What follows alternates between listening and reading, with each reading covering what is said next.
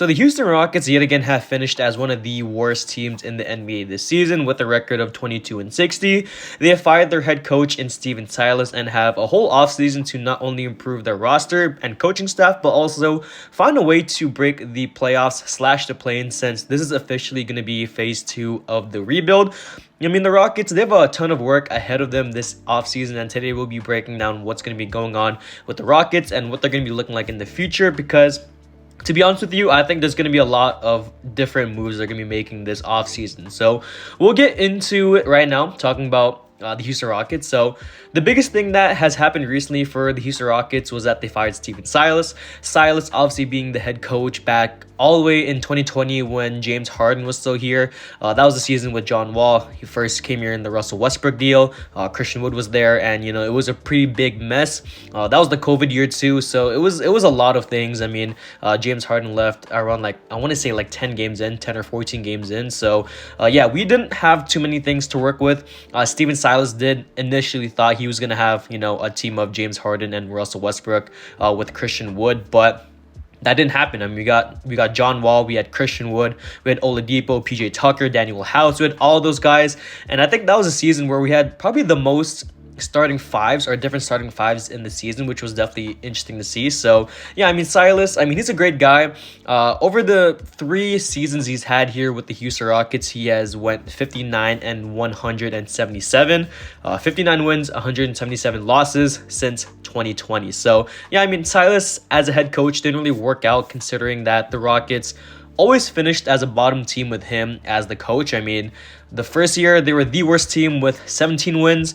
The next season, I think it was around 21 wins, and then this season 22, which is, I mean, pretty horrible to say the least. And I think, Steven Silas, great guy, great, person, very down to earth, but he definitely wasn't the right coach for the Houston Rockets rebuild. So I think he's more suited to become more of a coach for a contending team. I think him being able to go to his vets more, like when he went to EG more when he was with the Rockets, is definitely more suited for him, and kind of just relying on vets. So I think, if Steven Silas does land another head coaching job, I mean, he should be able to work well with a contending team. So yeah, great guy, great, pretty down to earth for Steven Silas. I just think that he wasn't the right coach for the Houston Rockets. Nothing wrong with that. I mean, I do wish him the best of luck in his career as a head coach, and I think he's going to be I think it's going to be a big help to some team pretty soon here if he does sign with any team. So yeah, great guy for Steven Silas. Now we'll talk about some candidates for the head coaching job. So we got Nick Nurse, Ime Udoka, Scott Brooks, and Frank Vogel. We also have some other names out there, but these are the big names for the Houston Rockets that were linked to them pretty recently. So yeah, obviously Nick Nurse, if he is available this offseason, I think the Rockets should go all in.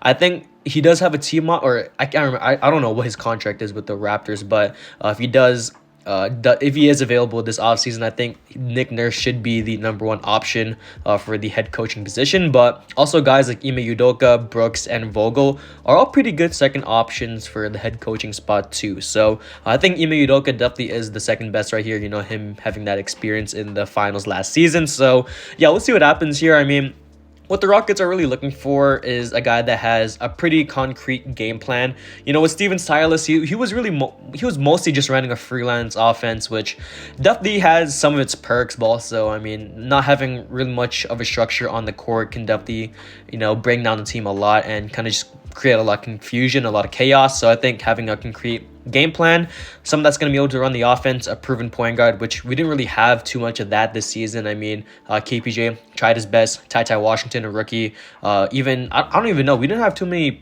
veteran point guards on the team this season. So I think, bringing in a good proven point guard that can at least pass the ball, pass first point guard type like that. I mean, I think that would be pretty good for the Rockets. But we're just mostly looking for a coach that can utilize the young players to the fullest, while also having, also being able to win with their game plans. So yeah, I mean, I think Nick Nurse definitely fits the bill right there, but also a guy like an Ime Udoka too. So yeah, next we have the NBA draft. So the Rockets, they currently have a 14% chance at the first pick, but they can fall out of the top 5 since they didn't finish as the worst team. And yes, looking at it right now, they did finish as the 3rd worst team with a record of 22-60. So yeah, they can fall to 7, which, definitely isn't ideal, but I mean, it's pretty much possible. So I think, the Houston Rockets, I think they should be fine. Hopefully we do. We got on the third pick last year and then the second pick before that. So, I mean, if we get number one here, it definitely would be the complete or the complete piece to the puzzle. I think, getting Wemby, getting Scoot would definitely be more or less the final piece, or I would say a couple pieces to the puzzle in terms of the Rockets coming back to playoff contention. I think we're I would say a couple seasons away now, with Jalen Green's development, KPJ bringing into his own, I would say more or less a two-way guard. I mean, or two guard with being able to play the point guard, the shooting guard, and the small forward. So if he's able to do all that, I think he definitely could be a pretty valuable piece. But also, we do need some more players on the roster that can help us contend. So, yeah, I mean, the Rockets, if they do land either one or two, I mean, they're going to be going for either Scoot Henderson, Victor Wembanyama. Those two are basically the prizes of this NBA draft this summer. So, yeah, Wemby obviously providing some pretty good length at his height. I think he's around like 7'4", 7'5", which is definitely good. I mean, in the front court with Şengün and Jabari. If you do get Wemby, I think, Jabari might move to the 3, which might be interesting. If not, I think Şengün comes off the bench as a 6th man, depending on what happens. But, I mean, a lineup of Jabari, Şengün, and Wemby would be pretty interesting. Wemby providing some pretty great interior defense while also being able to space the floor. With Scoot Henderson, I mean, he's going to be able to start at the point guard position while also, giving us some good playmaking. Someone that really can scan the floor. I mean, KPJ, he's all great and he can score, but I mean, he definitely isn't the scanner that we need on this team. So, yeah, bring in Scoot Henderson, a guy that can give you at least 8 or 9 assists per game. Not projecting that in his rookie year, but some that can get up to that in his career in the NBA, I think definitely could be pretty good for the Houston Rockets. So, yeah, I mean, the Rockets, if they do get either one of them, like I said, I think they would fill in some holes that they definitely needed filled in this season. I mean, with Wemby, he provides some great defense in the interior, which we didn't really have this season with rim protection and rebounding. With Scoot Henderson, he provides some good playmaking and just good backcourt help for Jalen Green, which we didn't really have too much of this season with the assists and the playmaking. So, yeah, I mean, either one would be pretty great. If we do fall out of the top two, most likely Amen Thompson or Brandon Miller. Hopefully not Brandon Miller. I think Amen Thompson would also be a great backup pick if Scoot Henderson is chosen.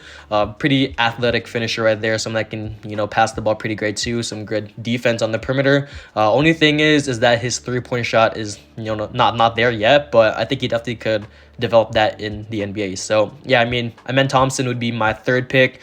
Now, outside of that, I don't really know too much about the NBA draft. I mean, I know Cason Wallace has been up there. Jarace Walker, I know he's a good defensive guy right there. But yeah, I mean, outside the top 3, I think it would be pretty much an L for the Houston Rockets. I think it definitely would. The Rockets, they need all the help they can get, from Wemby and Scoot. But we'll see what happens. I think the NBA draft is definitely the most interesting time for the Houston Rockets, especially since they are one of the worst teams in the NBA. So, yeah, I mean, that's it for the NBA draft. Finally, we do have some roster moves. So, yeah, I mean, in a recent interview with Raphael Stone, I think it was today actually recording this, April 10th. So, Raphael Stone said that he would bring in more vets this offseason, which he didn't do this season. I mean, he brought in what's his name, Frank Kaminsky, and that's pretty much it.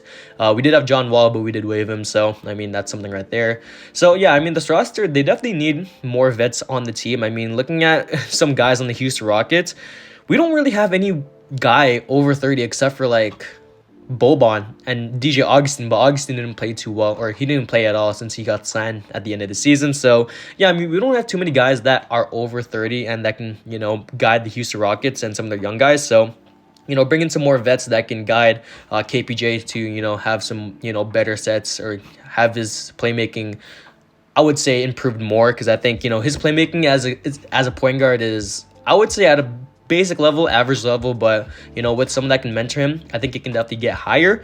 And guys like Jalen Green, Josh Christopher, Garuba, even Tyrese and Jabari all need guys that some people that can mentor him. So I think some good vets on this team would definitely do the Houston Rockets some good. If we do get Nick Nurse, I think Fred VanVleet would also be a good option for the Houston Rockets to sign. It gives them a good proven point guard, someone that's going to be able to run the plays, get some playmaking in there. And I think, bring in Fred VanVleet. I think him being the starting point guard, if we don't get Scoot Henderson, would be a pretty good starting 5 right there with him, Jalen Green, maybe Jabari or Tyrese, depending on what happens if we do get Wemby. But yeah, I mean, all these roster moves and all these additions in the offseason would definitely make the Houston Rockets a lot better. I think this is the offseason where they start getting more aggressive with signings. I think, they do have a lot of cap space this offseason, so they definitely should spend it.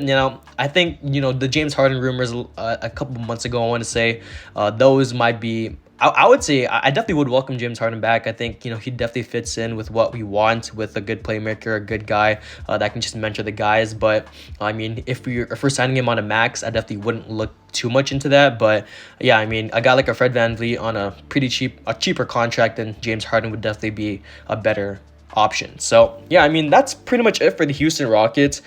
Now, looking at the future next season, I think I don't want to get my hopes up. I really don't. It depends on what roster moves they do make this offseason. But depending on everything that works out, and depending if, everything works out, they definitely could be a borderline playing team, depending on what happens. Like I said, year 2, Jabari Smith should be pretty good. Year 2, Tari Eason. Year 2, Jalen Green coming into his 3rd season. Him being able to, light up the floor with the scoring ability should be pretty great. And, adding in some vets, adding in a good coach in Nick Nurse, Ime Udoka, any of those guys, I think we should be a borderline playoff/playing team next season, depending on everything that happens. So yeah, overall, the Rockets, they have a ton of work to finish this season. They have a ton of decisions they need to make, but hopefully they just finish it. So that's the end. Energy to see, and out.